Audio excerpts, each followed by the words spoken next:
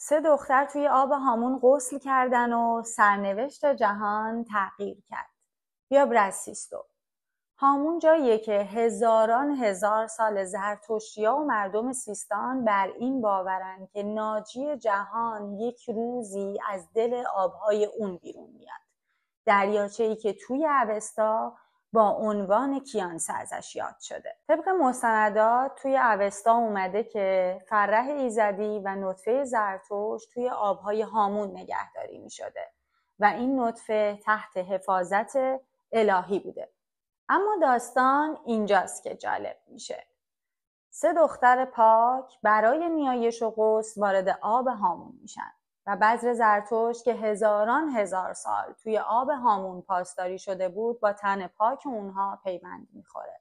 وقتی از آب بیرون میان هر 3 اونها بارور شده بودن و یکی از میان اونها برگزیده میشه به عنوان مادر سوشیانت منجی آخرالزمان.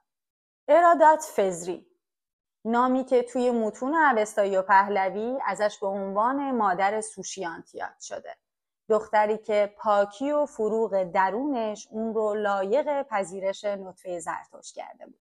خلاصه که هامون قصه ما فقط یه دریاچه نبود، یه وعده بود و هنوز هم هست که باور داره نجات از دل آب شروع میشه.